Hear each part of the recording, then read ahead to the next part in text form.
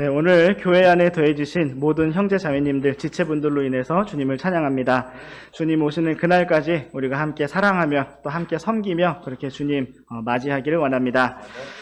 이 시간 함께 보실 하나님의 말씀은 민수기 19장 9절과 10절 말씀입니다. 또 정결한 사람이 그 암송아지의 죄를 거두어 진영 밖의 정결한 곳에 둘 것이며 이스라엘 자손 회중을 위해 그것을 간직하여 거룩히 구분하는 물에 쓰게 할지니 그것은 죄를 정결하게 하는 것이니라. 암송아지의 죄를 거두는 자는 자기 옷을 빨 것이며 저녁까지 부정하리니 그것은 이스라엘 자손과 그들 가운데 체류하는 타국인에게 영원한 법규가 될지니라. 아멘. 네, 저는 오늘 거룩히 구분하는 물이라는 제목으로 하나님의 말씀과 은혜를 나누기 원합니다. 거룩히 구분하는 물. 우리 잠시 기도하고 시작하겠습니다. 놀라우신 하나님 아버지, 이 오후 시간에도 우리가 이렇게 주님 앞에 나올 수 있도록 사랑과 은혜와 긍휼로 불러주시고 모아주셔서 참으로 감사합니다. 이 시간 우리의 마음을 새롭게 하여 주시고 성령님으로 충만케 하여 주시기를 원합니다. 우리의 눈이 오직 주님만을 온전히 바라보게 하시고 우리의 귀가 오직 주님의 음성을 향해 열려질 수 있도록 주님 이 시간 친히 이끌어 주시고 붙잡아 주시기를 원합니다. 참으로 주님께 이 모든 시간을 맡겨드리며 우리 주 예수 그리스도의 이름으로 기도드렸습니다. 아멘. 네, 오늘 말씀의 제목은 거룩히 구분하는 물입니다.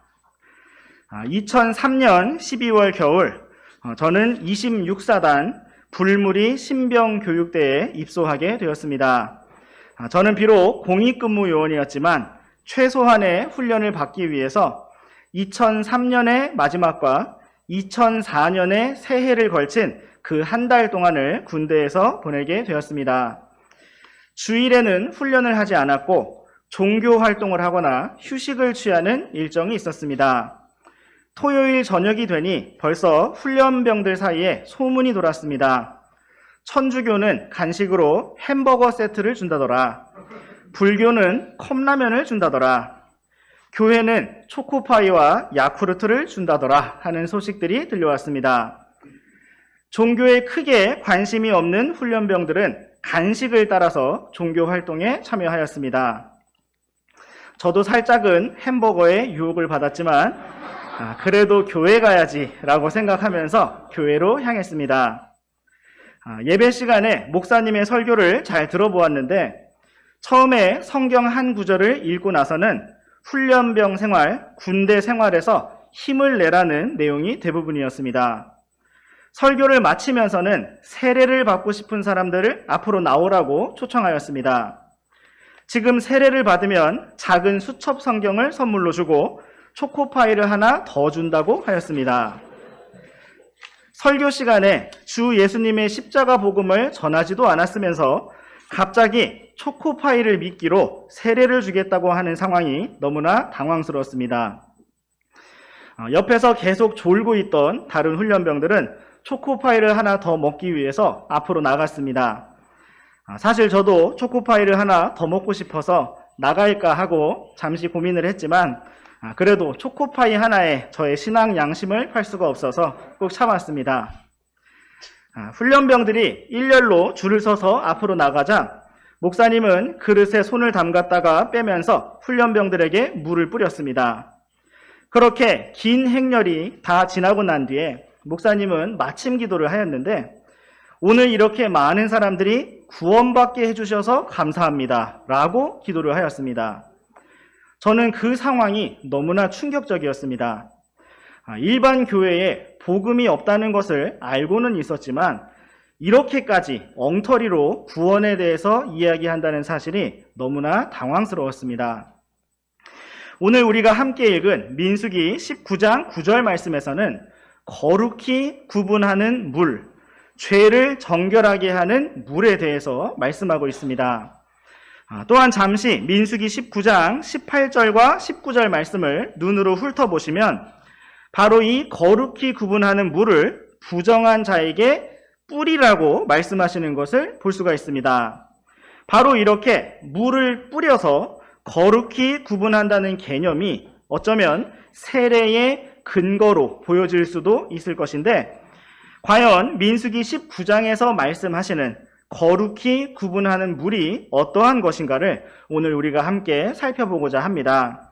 무엇보다 오늘 우리가 민수기 19장 말씀을 통해서 우리 주 예수님을 발견하기 원하고 주님께 더 가까이 나아오기를 원합니다. 주님께서 친히 이 시간을 주관해 주시기 원합니다. 이제 우리 함께 민수기 19장 1절부터 3절까지 말씀부터 살펴보시겠습니다. 민수기 19장 1절부터 3절까지 말씀 번갈아서 읽으시겠습니다. 주께서 모세와 아론에게 말씀하여 이르시니라. 주가 명령한 율법의 규례가 이러하니라. 내가 이르노니 이스라엘 자손에게 말하여 그들이 점도 없고 흠도 없고 결코 멍에를 맨 적이 없는 붉은 암송아지를 내게 끌어오게 하고, 너희는 그것을 제사장 엘르아살에게 줄 것이요 그는 그것을 진영 밖으로 끌고 가서 사람을 시켜 자기 얼굴 앞에서 그것을 잡게 할지니라. 네, 오늘의 말씀은 모세와 아론에게 붉은 암송아지를 진영 밖으로 끌고 가서 잡으라고 말씀하시는 주의 말씀으로부터 시작되고 있습니다. 먼저 민수기 19장 말씀의 구성을 전체적으로 보게 되면 1절부터 10절까지가 한 묶음으로 붉은 암송아지에 대해 말씀하고 있고, 그 뒤에 나타난 11절 말씀부터는 붉은 암송아지를 태운 그 재를 가지고 만드는 거룩히 구분하는 물에 대해서 말씀하고 있습니다. 우리가 잠시 후에 살펴보겠지만 거룩히 구분하는 물을 사용하는 용도는 바로 사람의 시체로 인하여 부정하게 된 사람을 거룩히 구분하는 것이었습니다.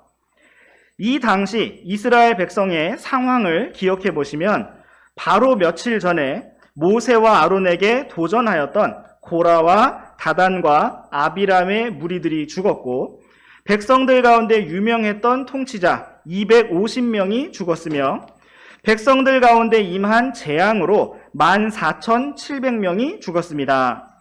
그렇게 이스라엘 자손 가운데서 너무나 많은 사람들이 순식간에 죽어 쓰러졌기 때문에 어쩌면 인류 역사상 가장 많은 사람들이 동시에 장사를 지내는 대규모의 장례식이 있었을 것입니다.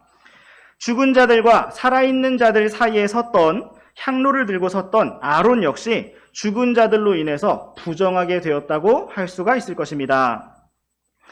이러한 상황 속에서 하나님께서는 먼저 아몬드 열매가 열린 아론의 막대기를 통해서 아론과 레위 지파를 하나님께서 선택하셨음을 확실히 보여주셨고, 제사장 직분과 레위 지파의 상속 재산에 대해 분명히 말씀해 주셨습니다. 그리고 이제 오늘의 말씀에서는 죽은 자들로 인해 부정하게 된 백성들이 어떻게 정결하게 될 것인가를 말씀해 주시기 시작한 것입니다. 성경에서 죽음은 죄로 말미암아 들어온 것이고 죄의 삭시이기 때문에 죽음 그 자체가 부정함의 결과였고 부정함을 나타내는 것입니다. 그러므로 죽은 자들과 접촉한 모든 사람이 부정하다고 여겨졌고, 이러한 말씀은 당시 이스라엘 자손에게 1차적으로 위생적인 청결함을 위해서 주어졌을 뿐만 아니라 더 나아가 영적인 의미로도 주어진 기준이었습니다.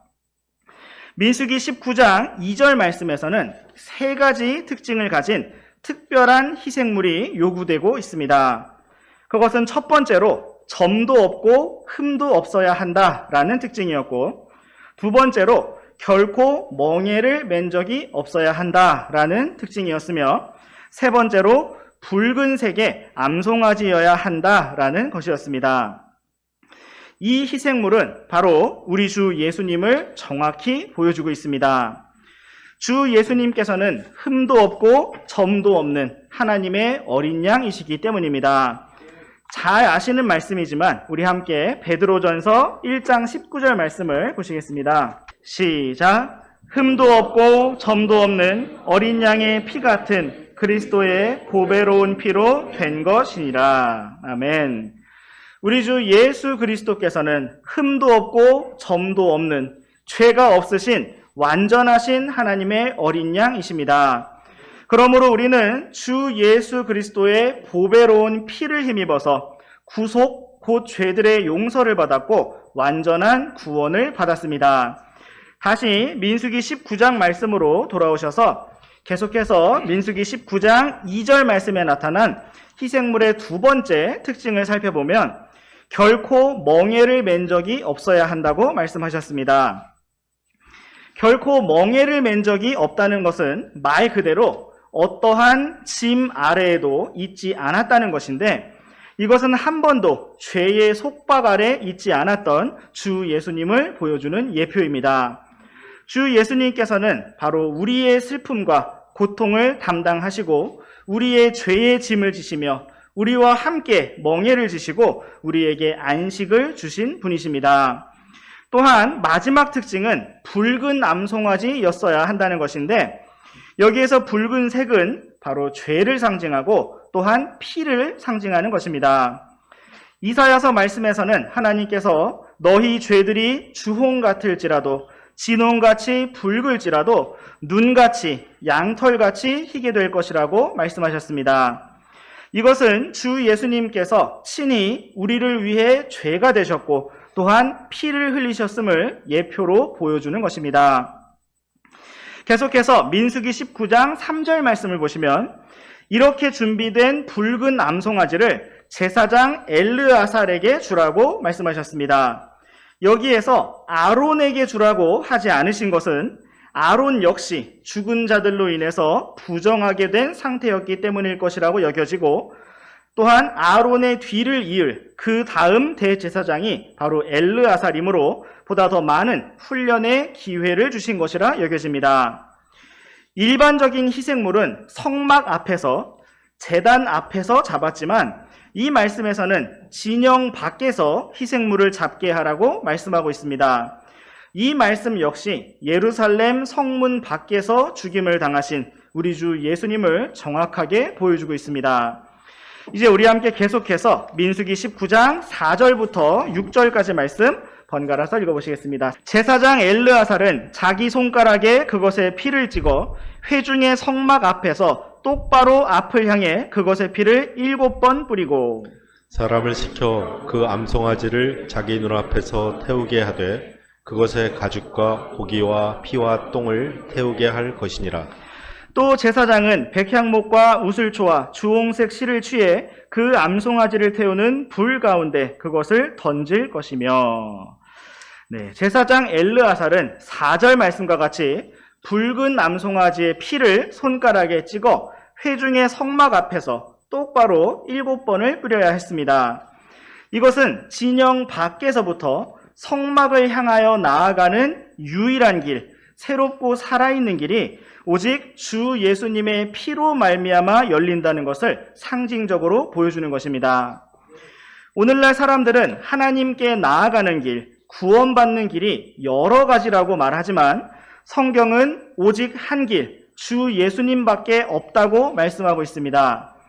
사람들은 독단적이고 편협한 길을 걸어서는 안 된다고 말하지만 우리는 오직 진리만을 말해야 합니다.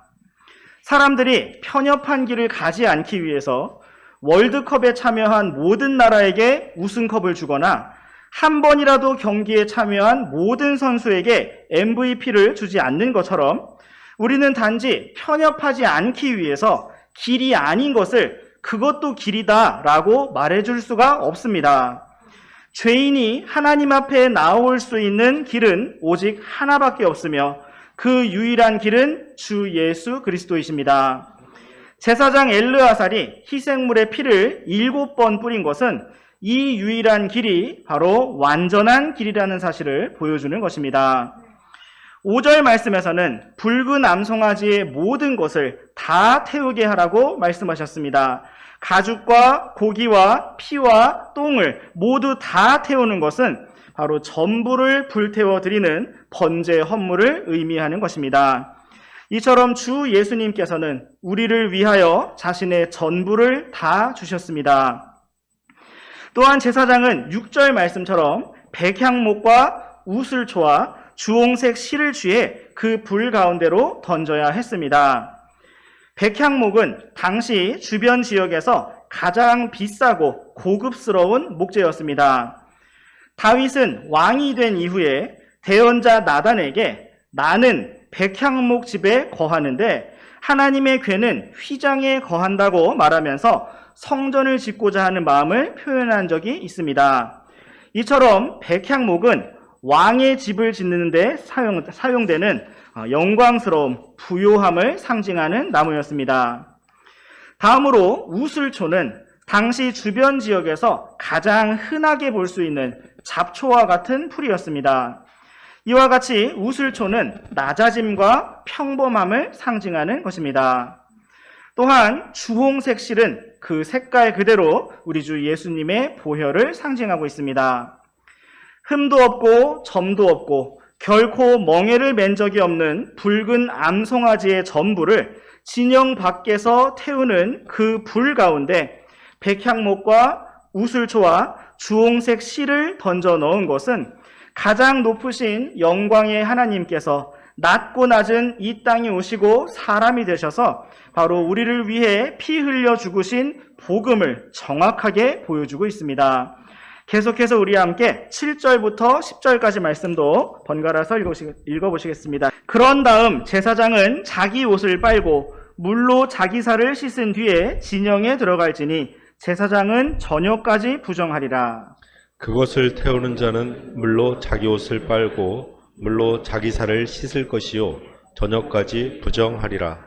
또 정결한 사람이 그 암송아지의 죄를 거두어 진영 밖에 정결한 곳에 둘 것이며 이스라엘 자손 회중을 위해 그것을 간직하여 거룩히 구분하는 물에 쓰게 할지니 그것은 죄를 정결하게 하는 것이니라.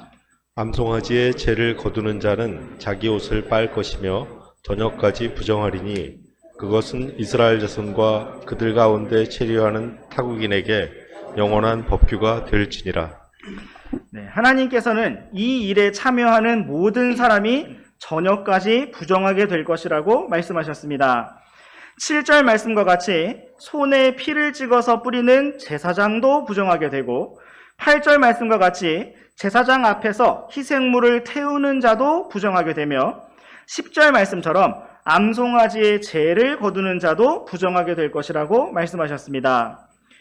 이것은 1차적으로 위생적인 개념에서 부정하게 되었기 때문에 지저분하게 되었기 때문에 옷을 빨고 물로 씻어서 깨끗하게 건강하게 살아라고 말씀하신 것이며 더 나아가 주 예수님을 상징하는 희생물을 이렇게 잡는 역할을 한 사람들이기 때문에 부정하다고 말씀하신 것입니다. 주 예수님께서도 십자가 위에서 이스라엘 백성들과 로마 군인들을 위해서 저들은 자기들이 하는 일을 알지 못하니 용서해 주시라고 기도하셨습니다. 또한 9절 말씀에서는 이러한 번제 헌물을 드리는 과정에서 얻어진 암송아지의 죄에 대해서 말씀하고 있습니다. 하나님께서는 그 죄를 거두어 진영 밖에 정결한 곳에 잘 간직하였다가 거룩히 구분하는 물에 사용하도록 하라고 말씀하셨습니다. 이처럼 이스라엘 백성을 위해 마련된 거룩히 구분하는 물은 단지 어디선가 맑은 물을 떠온 것이 아니라 바로 주 예수님을 상징하는 희생물로부터 심판의 불을 다 통과한 이후에 바로 그 결과물로부터 나온 것이었습니다. 이제 우리 함께 민수기 19장 11절부터 16절까지 말씀 번갈아서 읽어보시겠습니다. 사람의 시체를 만지는 자는 이레 동안 부정하리니 그는 셋째 날에 그것으로 자기를 정결하게 할 것이요 그러면 일곱째 날에 그가 정결하게 되리라. 그러나 그가 셋째 날에 자기를 정결하게 하지 아니하면 일곱째 날에 정결하게 되지 아니하리라. 누구든지 죽은 사람의 시체를 만지고 자기를 정결하게 하지 아니하는 자는 주의 성막을 더럽힘으로 그 혼은 이스라엘에서 끊어질 것이니라. 거룩히 구분하는 물이 그에게 뿌려지지 아니하였으므로 그가 부정할 것이며 그의 부정함이 여전히 그에게 있느니라. 장막에서 사람이 죽을 때의 법은 이러하니 그 장막에 들어가는 모든 자와 그 장막에 있는 모든 자는 이레 동안 부정할 것이며 그릇에 동여맨 뚜껑이 없어 열어놓은 모든 그릇도 부정하니라. 누구든지 빈 들판에서 칼에 죽은 자나 시체나 사람의 뼈나 무덤을 만지는 자는 이랫동안 부정하리니 네, 이 모든 말씀은 죽은 사람의 시체와 접촉하거나 죽은 사람이 있었던 그 같은 공간에 있었던 모든 사람이 다 부정하게 된다는 기준을 말씀해주고 있습니다. 11절 말씀처럼 시체를 직접적으로 만지고 접촉하는 사람이 다 부정하게 되고 14절 말씀처럼 누군가의 장막에서 제한된 공간 안에서 사람이 죽게 될 때 그 장막 안에 있는 모든 사람이 부정하게 되고 또한 16절 말씀처럼 빈 들판과 같이 공개적인 장소에서 죽은 자나 또 시체나 사람의 뼈나 무덤을 만지는 자도 다 부정하게 될 것이라고 말씀하셨습니다.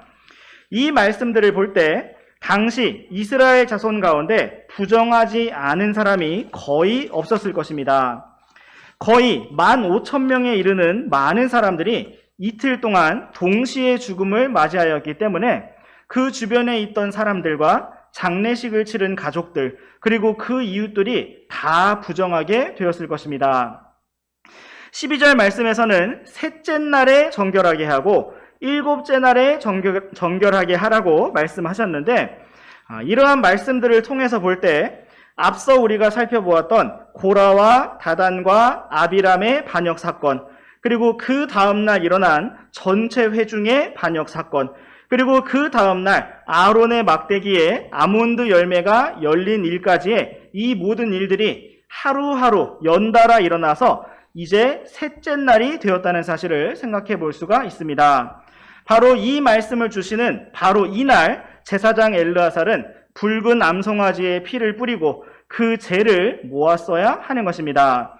계속해서 우리와 함께 17절부터 끝까지 22절 말씀까지 번갈아서 읽어보시겠습니다. 부정한 자를 위해 그들은 죄를 정결하게 하는 그 불태운 암송아지의 죄를 취한 뒤 흐르는 물과 함께 그릇에 담을 것이며 정결한 자가 우슬초를 취하여 그 물에 담근 뒤 장막과 모든 기구와 거기 있던 사람들에게 그 물을 뿌리고 또 뼈나 죽임당한 자나 죽은 자나 무덤을 뿌리되 그 정결한 자가 셋째 날과 일곱째 날에 그 부정한 자에게 뿌릴 것이요 일곱째 날에 그는 자기를 정결하게 하며 자기 옷을 빨고 물로 목욕할지니 그러면 그가 저녁 때에 정결하게 되리라.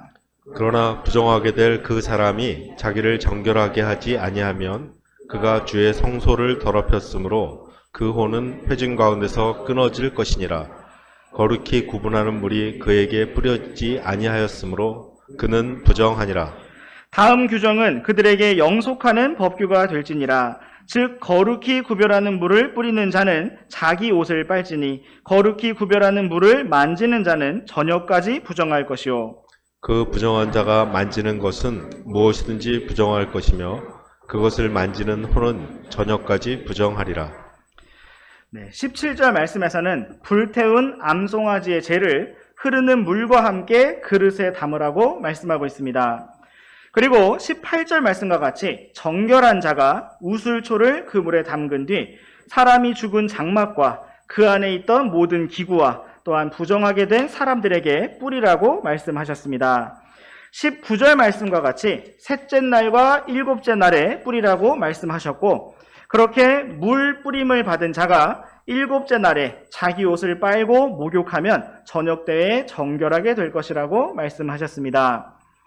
하나님께서 이스라엘 자손에게 뿌리라고 하신 거룩히 구분하는 물은 흠도 없고 점도 없는 붉은 암송아지의 재로 만들어진 것이었습니다. 그 안에는 피 뿌림이 포함되었고 번제 헌물이 포함되었으며 심판의 불이 포함되었습니다. 바로 그렇게 준비된 물을 가지고 시체와 접촉하여 죽음과 접촉하여 부정하게 된 자를 정결하게 하라고 말씀하셨습니다. 어떤 사람들은 여기에서 물을 뿌리는 형식만 가져와서 신약의 세례와 같다라고 주장할 수도 있을 것입니다. 그러나 정말 오늘날 누군가가 이와 같은 식으로 세례를 행하고자 한다면 거룩히 구분하는 물을 뿌리고자 한다면 최소한 이 말씀과 똑같이 해야 할 것입니다.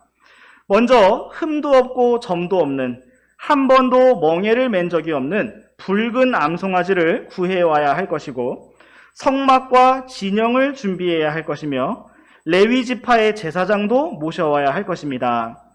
진영 밖에서 붉은 암송아지를 잡고 그 피를 성막을 향해 7번 뿌려야 할 것이고 전부를 불태워서 그 재를 모아서 거룩히 구분하는 물을 만들어야 할 것입니다. 오늘날 누군가가 이러한 모든 형식을 정확히 다 지켜서 행한다면 최소한 그 노력만큼은 인정해 줄 수가 있을 것입니다. 그러나 누군가가 지하수나 수돗물이나 정수기 물을 가지고 와서 뿌리면서 이것으로 죄를 씻는다든지 구원을 받는다고 말한다면 그러한 사람은 종교 사기꾼입니다. 이제 우리 함께 요한복음 19장 말씀으로 가보시겠습니다.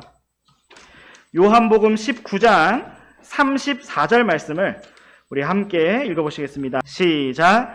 그러나 군사들 중 하나가 창으로 그분의 옆구리를 찌르니 즉시로 거기서 피와 물이 나오더라. 아멘. 사도 요한은 12제자 중에 예수님의 십자가 앞에까지 갔던 유일한 제자였습니다. 그는 예수님의 옆구리에서 피와 물이 나오는 것을 보았습니다. 성경에서 우리의 죄를 깨끗하게 하는 물을 언급하고 있다면 그것은 바로 예수님의 옆구리에서 흘러나온 그분의 피와 물입니다. 오직 주 예수님께서 우리를 위해 흘리신 그분의 피와 그분의 물이 우리를 깨끗하게 씻었고 우리를 지성소로 하나님의 임재 앞으로 이끌어 주셨으며 완전한 구원을 다 이루어 주셨습니다. 이제 우리 함께 에베소서 5장 말씀으로 가보시겠습니다. 에베소서 5장 26절과 27절 말씀을 번갈아서 읽어보시겠습니다. 이것은 그분께서 말씀을 통해 물로 씻음으로 교회를 거룩히 구별하고 정결하게 하려 하심이요. 또 그것을 점이나 주름이나 그런 것이 없는 영광스러운 교회로 자신 앞에 제시하려 하심이며 교회가 거룩하고 흠이 없게 하려 하심이라. 아멘. 우리는 신약 성경에서 우리를 바로 교회를 거룩히 구분하는 물을 발견할 수가 있는데 그것은 바로 교회를 씻어서 거룩히 구별하고 정결하게 하는 말씀의 물입니다. 우리에게는 이러한 말씀의 물이 날마다 매 순간 필요합니다. 예수님께서는 제자들의 발을 씻어주시면서 너희도 서로 발을 씻겨 주어야 한다고 말씀하셨습니다. 우리는 참으로 죄와 사망으로 가득한 이 땅에 발을 딛고 살아가고 있습니다. 또 육신 안에서 죄와 사망의 법이 항상 역사하고 있는 것을 보게 됩니다. 날마다의 삶 가운데 우리의 발에는 이 땅에 먼지가 묻고 또 우리의 마음과 생각도 탁해질 때가 많이 있습니다. 그러므로 우리에게는 언제나 이러한 말씀의 물이 필요합니다. 풍성한 말씀의 빵과 시원한 생명수의 공급이 필요하고 또한 말씀의 물로 깨끗하고 맑게 씻는 일이 필요합니다. 서로의 발을 씻어주라는 이 말씀은 우리가 말씀을 가지고 서로를 정죄하거나 판단하거나 감시하는 역할을 하라는 것이 아니라 서로의 발을 씻어주는 것처럼 겸손히 섬기고 용서하며 세워주는 것을 의미합니다. 이러한 말씀의 물이 우리 안에 가득할 때 교회는 주님의 사랑 안에서 점이나 주름이나 흠이 없이 영광스러운 모습으로 설 수 있습니다. 주 예수님께서 우리에게 서로 사랑하라고 말씀하신 것처럼 그러한 주님의 사랑이 우리 안에 가득하기를 원합니다. 오늘 우리는 거룩히 구분하는 물이라는 제목으로 주님의 말씀을 살펴보았습니다. 이스라엘 백성들 가운데 참으로 많은 일들이 있었고 또 무서운 심판도 있었고 재앙도 있었지만 하나님께서는 그 모든 일들이 다 지난 이후에 어떻게 그 모든 것들을 수습하고 해결할 것인지 어떻게 그들이 다시 정결하게 되고 깨끗하게 되고 하나님과 관계를 회복할 것인지 그 길을 자세히 가르쳐 주셨습니다. 오늘 우리는 그 방법과 길 속에서 우리 주 예수님의 모습이 가득 차 있음을 보았습니다. 이처럼 우리들의 삶 속에 그 어떤 문제가 있든지 그 모든 문제의 해결은 오직 주 예수님이십니다. 점도 없고 흠도 없는 하나님의 어린 양, 주 예수님만이 우리의 유일한 길이 되시고 우리의 모든 방법이 되십니다. 오늘도 부정하고 자격 없는 우리가 담대하게 주님 앞에 나올 수 있는 것은 우리에게 주 예수님의 보배로운 피가 있기 때문입니다. 오늘의 민수기 말씀에서 우리는 모든 사람이 부정하다는 것을 보았습니다. 피를 뿌리는 제사장도 부정했고, 번제 헌물을 태우는 사람도 부정했고, 죄를 모으는 사람도 부정했고, 또 이후에 그 정결하게 하는 물을 뿌리는 자도 부정하다고 말씀하셨습니다. 이러한 부정한 우리를 깨끗하게 씻으시는 것은 오직 주님밖에 없습니다. 날마다 우리가 힘차게 주님을 따를 수 있는 것, 말씀의 물로 우리를 씻으시고 영광스러운 교회로 이끄시는 주님의 공급하심과 돌보심이 있기 때문입니다. 우리가 참으로 이러한 놀라운 구원과 영광스러운 교회와 하늘의 소망으로 인해서 주님을 찬양하면서 날마다 힘차게 새롭게 주님을 따라가기 원합니다. 기도하고 마치겠습니다.